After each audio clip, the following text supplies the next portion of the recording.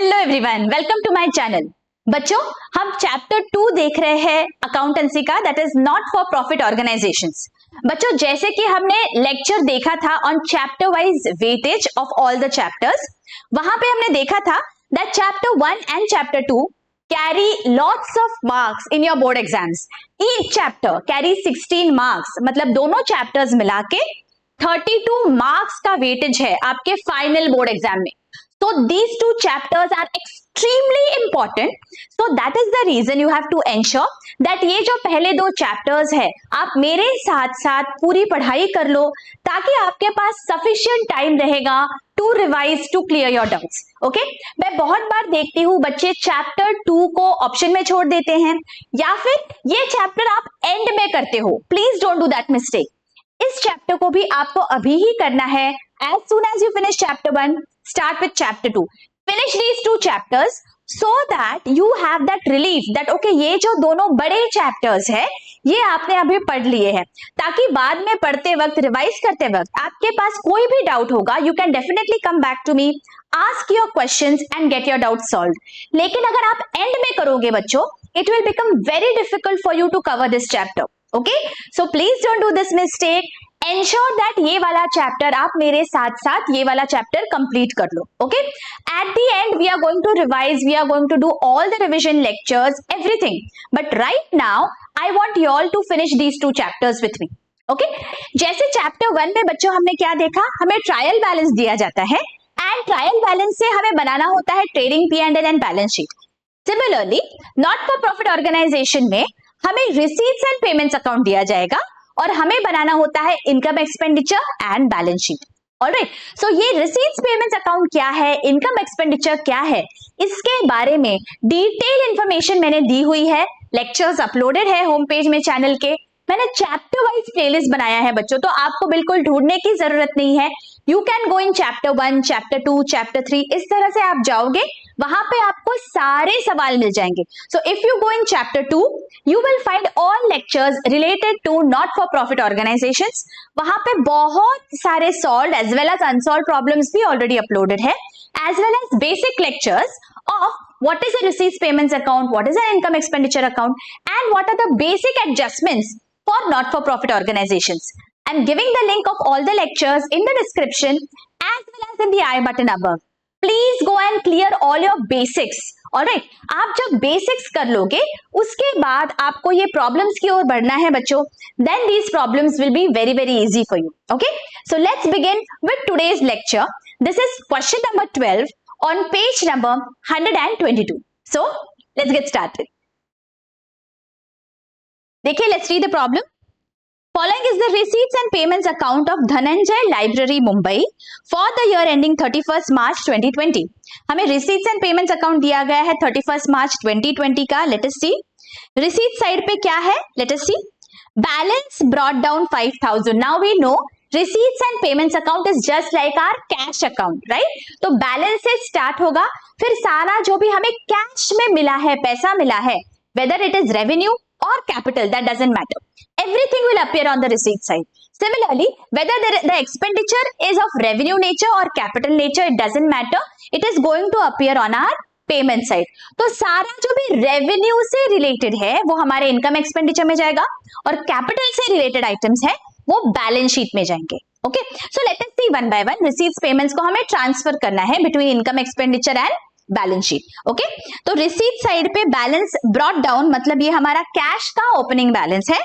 Second is admission fees. अभी admission fees ये हमारा इनकम है, तो ये इनकम एक्सपेंडिचर में जाएगा. Subscription is our income, so income expenditure. Lecture hall hire charges, income expenditure. Miscellaneous income, income expenditure. Interest on investment, हमने जो भी इन्वेस्टमेंट की है उस पे हमें कुछ इनकम मिला है, उस पे इंटरेस्ट मिला है, so obviously this is our income, so it will go in my income expenditure account. Okay, payment side पे क्या है? Let us see. Salaries है 9,000, this is my expenditure, so again it will go in my income expenditure account. Rent, income expenditure. Investment, investment मेरा capital expenditure है, तो ये मेरे balance sheet में जाएगा. Stationery, income expenditure. Electricity charges, income expenditure. Books, again books will go in my balance sheet, तो मैं यहां पे बी लिख देती हूं। आउटस्टैंडिंग एक्सपेंसेस 18-19, मतलब ये कुछ एक्सपेंसेस है जो पिछले साल के हैं। देखो ये साल 19-20 है और 18-19, इसका मतलब क्या हुआ, this is last years outstanding expense जो हमने इस साल पे किया है। देखिए ये पेमेंट साइड पे आया है, मतलब हमने इस साल पे किया, इस साल पैसा हमारे बिजनेस से बाहर गया, लेकिन ये जो एक्सपेंस था ये पिछले साल का है, outstanding expense of the last year. Okay, ये हमें समझना है बच्चों, दिस इज वेरी इंपॉर्टेंट। सो पिछले साल का कुछ आउटस्टैंडिंग एक्सपेंस था, वो हमने इस साल पे किया। रिसीट्स पेमेंट्स अकाउंट सिर्फ पेमेंट्स देखता है, whether the amount belongs to this year or to the previous year or to the future, it does not matter. तो यहाँ पे सारे पेमेंट्स आपको दिखेंगे। So we have to ensure to bifurcate these properly. ये पिछले साल का एक्सपेंस है जिसका पेमेंट इस साल हुआ है। Alright, so outstanding expense 500। Now बच्चों हमें ये पता है that income expenditure is like our profit and loss account. तो इस साल से रिलेटेड जो भी इनकम है या जो भी एक्सपेंस है वही हमारे इनकम एक्सपेंडिचर में जाते हैं। जो इस साल को बिलोंग नहीं करते हैं वो इनकम एक्सपेंडिचर में हम नहीं दिखा सकते। So this expense though it has been paid in this year, it belongs to the previous year. So इसीलिए इस साल के इनकम एक्सपेंडिचर में ये नहीं दिखेगा। Alright, please be very very careful. तो हमें इसका क्या करना है, हमें थोड़ी देर में देखेंगे। Right now I am keeping this amount on hold.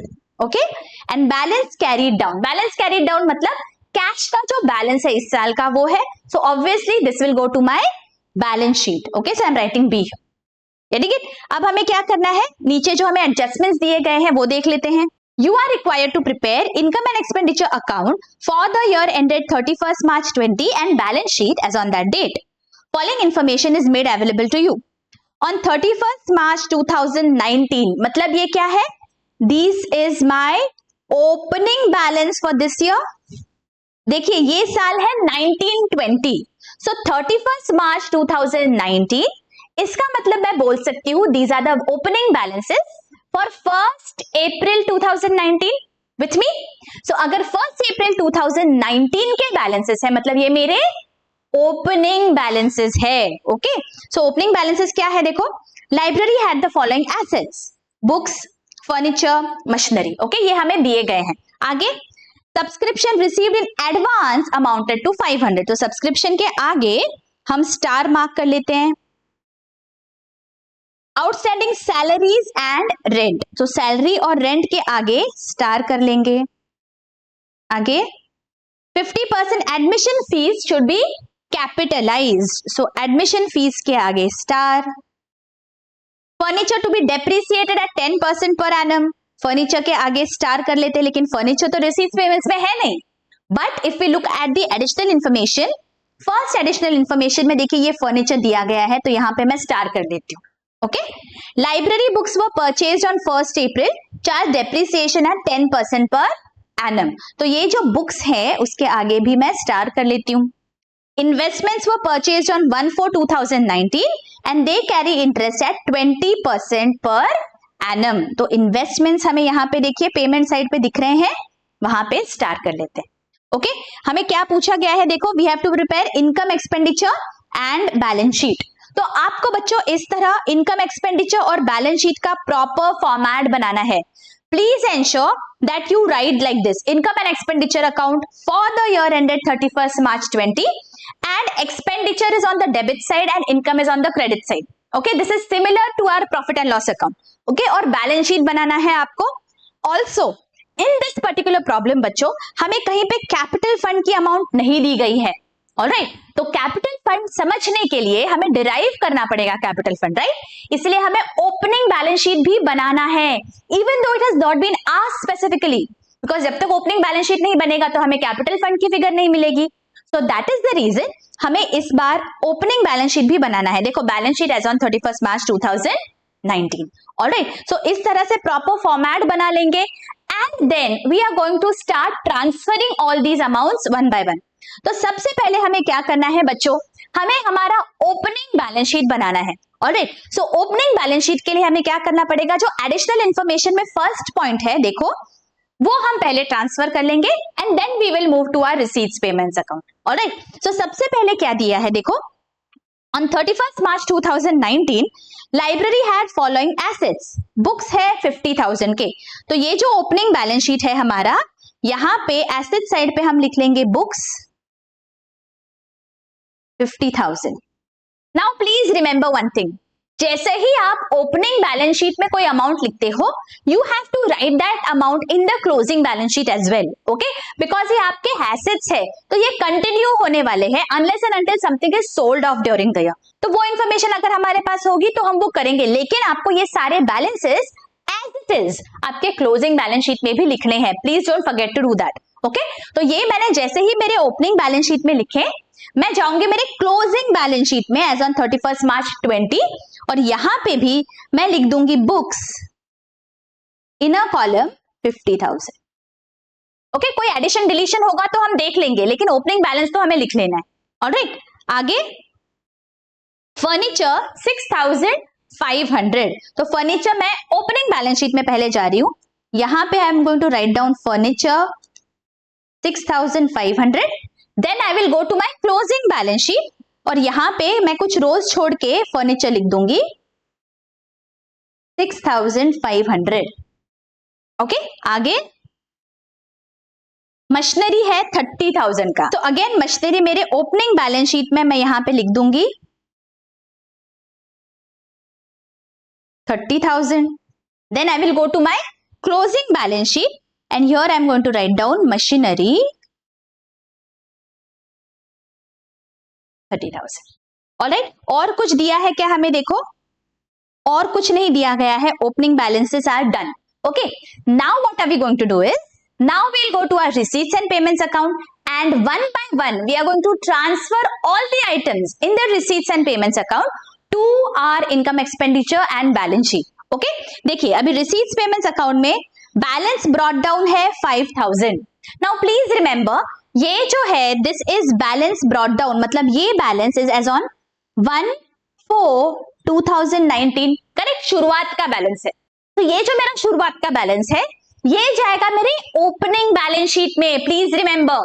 तो जो मैं ओपनिंग बैलेंस शीट अभी बनाने वाली हूं बच्चों, उसमें मुझे ये बैलेंस लिखना है on the asset side, okay. So 5,000 will go in my opening balance sheet. Most of the times बच्चों हमें कैपिटल फंड की अमाउंट दी गई होती है, तो हमें ये अमाउंट ट्रांसफर करने की जरूरत नहीं पड़ती है, रिसीट्स एंड पेमेंट्स का opening balance. But in this particular problem, because we are preparing the opening balance sheet, we have to remember that ये जो बैलेंस है हमारा, इसे भी हमें ट्रांसफर करना है हमारे ओपनिंग बैलेंस शीट में। Getting it? Now one by one बच्चों, जैसे हमने यहाँ पे बाइफरकेट किया है, let us transfer all the items and then we will go to the additional information. So let us do that. In order to save time बच्चों, मैंने इस तरह से सब ट्रांसफर कर दिया है। देखिए receipts and payments के अमाउंट जैसे हमने डिस्कस किए थे, some amounts have gone to income expenditure and some of them have gone to my balance sheet. एक जो आइटम है मैंने आपको बोला था मैं आपको बाद में बताऊंगी। See this is item on the payment side. Outstanding expense 18-19 का है 500 rupees. This expense, see we had discussed, this belongs to previous year. 18-19 में ये outstanding था, payment इस साल हुआ है, so that is the reason because it belongs to the previous year. ये हमारे इस साल के income expenditure में तो नहीं आएगा। तो ये वाली अमाउंट आखिर कहाँ जानी चाहिए? ये अमाउंट बच्चों कहाँ जाएगी? This belongs to the previous year और ये outstanding है, इसका मतलब ये हमारे ओपनिंग बैलेंस शीट में दिखेगा, ओके। सो ये जो है ये ओपनिंग बैलेंस शीट में हमें दिखाना होगा आउटस्टैंडिंग एक्सपेंस, ये मेरा लाइबिलिटी है। सो ओपनिंग बैलेंस शीट में हम जाएंगे और यहाँ पे आउटस्टैंडिंग एक्सपेंस 500 लिख लेंगे on the liability side. Outstanding expense 500 मतलब ये पिछले साल हमारा कोई एक्सपेंस था जो हमने पे नहीं किया, so that is the reason it was appearing in the balance sheet of the last year or opening balance sheet of this year. Okay, फिर अभी आप बोलोगे कि मैम आपने तो बोला था कि सारे अमाउंट्स जो आप ओपनिंग बैलेंस शीट में दिखाओगे वो आपको क्लोजिंग में भी दिखाने हैं, तो ये जो आउटस्टैंडिंग एक्सपेंस है 500, why is that not appearing in my closing balance sheet? Okay, so please remember बच्चों यहाँ पे क्या हुआ है, ये जो बैलेंस शीट की अमाउंट है 31 मार्च 2019 को आउटस्टैंडिंग एक्सपेंस था। उसके बाद ये साल 1920 में we can see on the payment side that a payment of 500 has been made, right? ये पेमेंट्स में दिख रहा है। इसका मतलब ये जो एक्सपेंस आउटस्टैंडिंग था पिछले साल वो इस साल पे हो चुका है।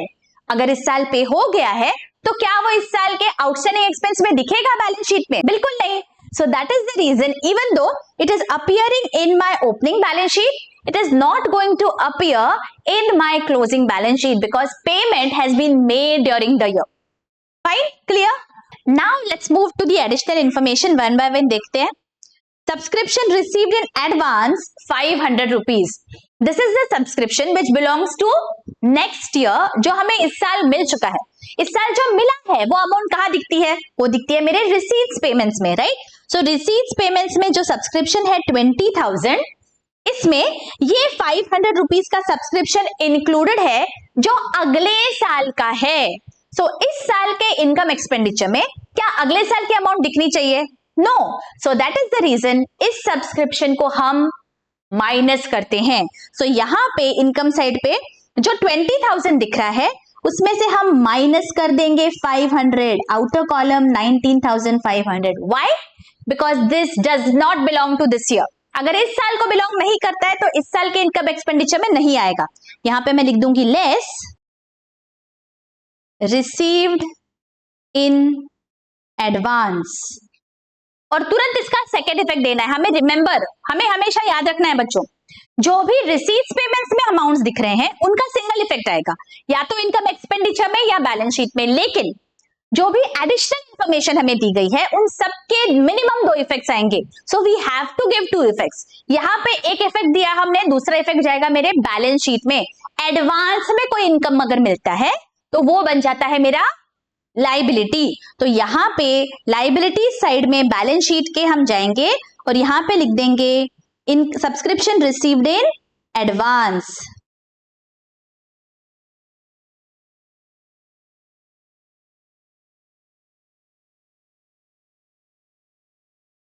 Amount is 500।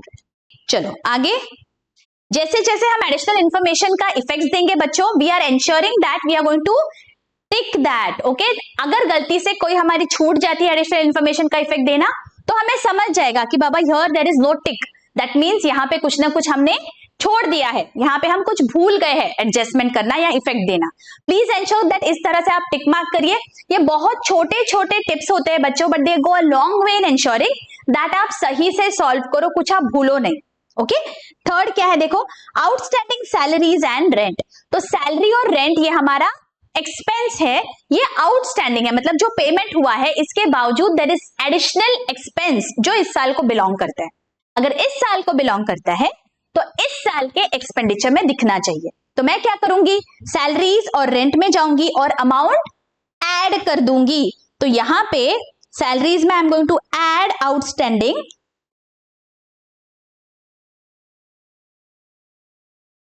1,300 एंड रेंट में again add outstanding 1,000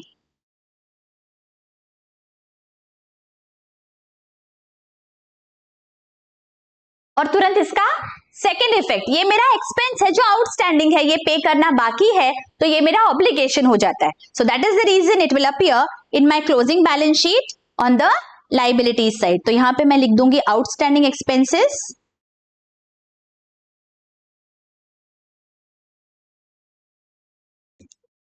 salary 1,300 and rent 950। Okay, tick कर लेते हैं।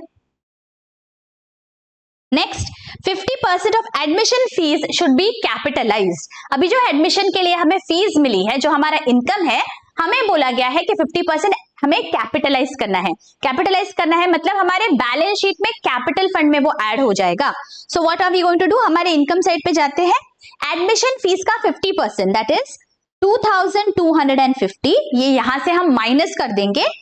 तो यहां पे पहले आउटर कॉलम में मैं बैलेंस लिख लेती हूं, लेस कैपिटलाइज्ड एंड ये जो कैपिटलाइज्ड है ये मेरे कैपिटल फंड में ऐड होगा. सो अगेन लाइबिलिटीज साइड में यहाँ पे I don't know the capital fund amount right now, so I am just writing this down capital fund and here I am going to add admission fees 2250. Getting it? Okay, चलो tick mark कर लेते हैं. बच्चों adjustment से related अगर कोई भी आपको डाउट है, एडजस्टमेंट वाला जो लेक्चर है please go through that lecture. वहां पे डिटेल में मैंने सारे एडजस्टमेंट समझाए हुए हैं बच्चों. I am giving the link in the i button. Okay, ensure that you go through that lecture as well. Alright, आगे furniture to be depreciated at 10% per annum. Furniture balance sheet में कितने पे दिख रहा है? देखो बैलेंस शीट में it is 6500. इसका 10% that is 650 has to be our depreciation. So less depreciation. और तुरंत इसका सेकंड इफेक्ट यहां पे मुझे इनकम एक्सपेंडिचर में लिखना है टू डेप्रिसिएशन.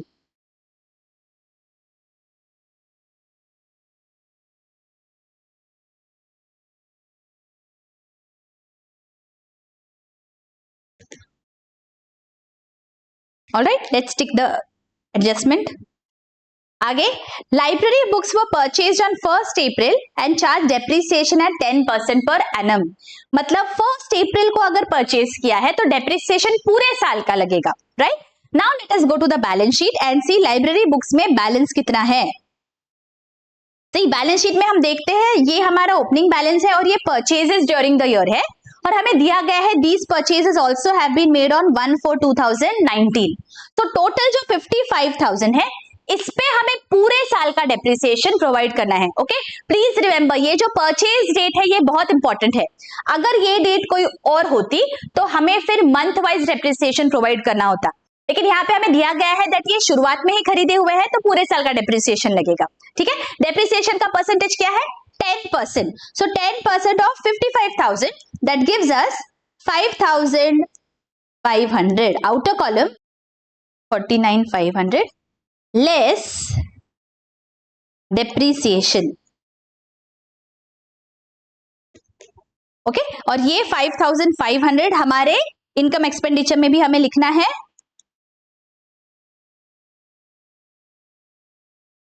ओके, जैसे ही आप एक इफेक्ट दो तुरंत बच्चों आपको सेकंड इफेक्ट दे देना है तो गलती की गुंजाइश ही नहीं होती है. ओके, प्लीज एंश्योर ये आपको अभी से सॉल्व करते वक्त आपको इस तरह से ही सॉल्व करना है. जैसे ही सिंगल इफेक्ट दिया तुरंत उसका सेकंड इफेक्ट, जैसे ही फर्स्ट इफेक्ट दिया तुरंत उसका second effect.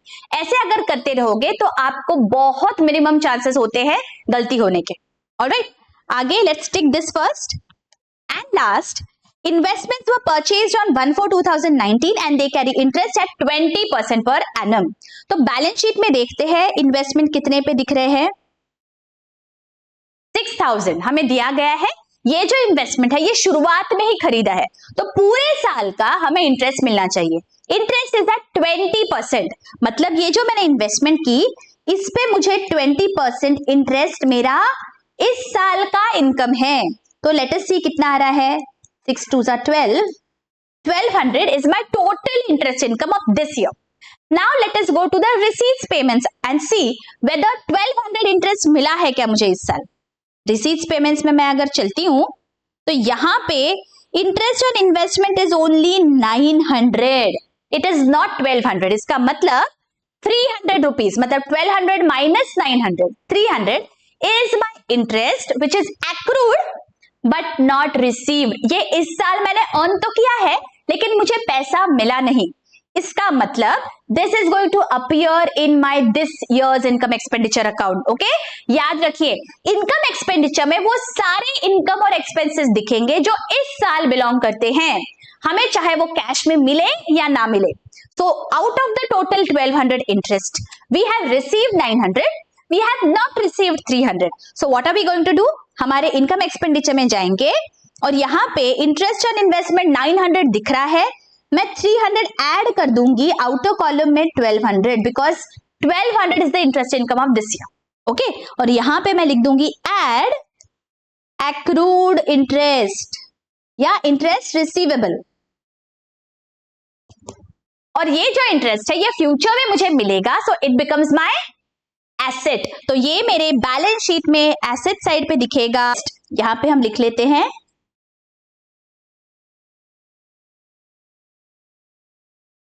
300. Okay, some people add it in investment, that is also all right, but ideally you should show it separately. Okay, अच्छा, अब और कुछ बचा है क्या? Let us see. See, we have tick marked all the additional information, so everything is done here. Okay, यहाँ पे हमने सारे adjustments को इफेक्ट दे दिया है। तो सबसे पहली चीज हमें क्या करना है? सबसे पहले हमें ओपनिंग बैलेंस शीट को क्लोज करना है बच्चों यहाँ पे, because we don't have the capital fund amount. So opening balance sheet में चलते हैं और यहाँ पे let us see what is the total of our asset side. ये टोटल आ रही है मेरी 91,500।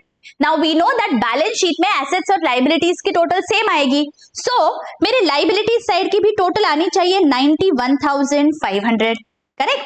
तो यहाँ पे लाइबिलिटी साइड में तो सिर्फ 500 है, तो ये जो बैलेंस है 91,000 का वो क्या है? That is my capital fund. Okay, this is very very important बच्चों, ये मेरा बैलेंसिंग फिगर है। आई होप आपको समझा है ये क्या किया हमने हमारे एसेट साइड की टोटल की ओपनिंग बैलेंस शीट में। Now we know balance sheet has to tally all the time, right?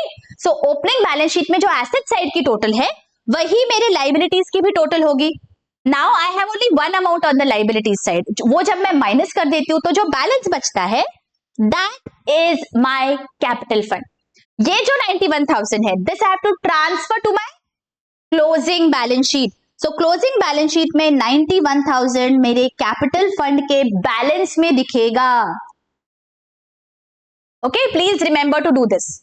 अब हमें क्या करना है? Now we'll go to our income expenditure and first we will see whether जो भी इनर कॉलम में मैंने अमाउंट्स लिखे हैं वो मैंने आउटर कॉलम में टोटल की है क्या। If that is done, let us find out which side is higher to ensure to find out whether there is a deficit or a surplus. Okay, तो पहले एक क्विक चेक कर लेते हैं, जो भी हमने इनर कॉलम में लिखे हैं अमाउंट्स उनकी टोटल आउटर कॉलम में लिखी है या नहीं। अगर नहीं लिखी है तो let us do that first. Now rough work में बच्चों हम देखेंगे इनकम और एक्सपेंडिचर साइड की टोटल क्या है। ये हमें रफ वर्क में इसलिए करना है बच्चों ताकि अगर कहीं पे भी, अब हमें क्या करना है, पहले रफ कॉलम में इनकम और एक्सपेंडिचर साइड की हम टोटल ले लेंगे बच्चों। ओके, मेरे इनकम साइड की टोटल आ रही है 27,400 और एक्सपेंडिचर साइड की टोटल आ रही है 27,100। तो इनकम साइड की टोटल ज्यादा है तो मैं यहां पे लिख लेती हूं 27,400 और जो भी डिफरेंस है वो क्या है? बिकॉज इनकम साइड की टोटल ज्यादा है, जो भी डिफरेंस है that is going to be my surplus. Please remember, यहां पे आपको प्रॉफिट नहीं कहना है, this is not for profit organisation. तो जो भी एक्सेस अमाउंट होती है बच्चों उसे हम प्रॉफिट नहीं कहते, उसे हम सरप्लस कहते हैं। तो यहां पे हमारा सरप्लस है 300, सो 2 सरप्लस 300 और ये सरप्लस की फिगर कहां जाएगी? मेरे कैपिटल फंड में। तो कैपिटल फंड में I am going to add 300, add surplus. अब क्या बचा? अब बस बैलेंस शीट की टोटल करेंगे और अगर हमने सब कुछ सही किया है हमारा बैलेंस शीट यहाँ पे टैली हो जाएगा बच्चों। सो लेट अस डू दैट। मेरे लाइबिलिटी साइड की टोटल आ रही है 96,300 और एसेट साइड की टोटल भी है 96,300। This means my balance sheet here has tallied. Okay, I hope यहाँ पे आपको सब कुछ बहुत अच्छी से समझ गया है बच्चों। अगर अच्छे से समझ गया है, don't forget to share with your friends and colleagues. बच्चों, let this be a two-way communication.